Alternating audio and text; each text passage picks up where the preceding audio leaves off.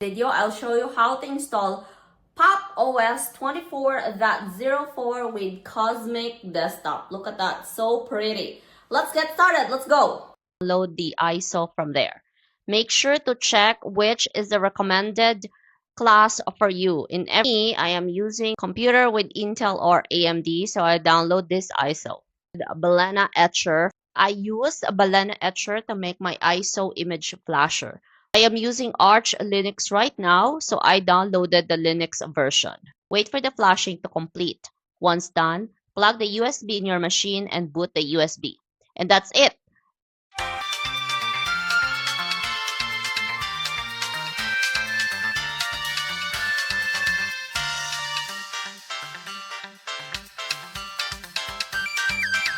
Moments later. Whoa! Holy shit, so easy!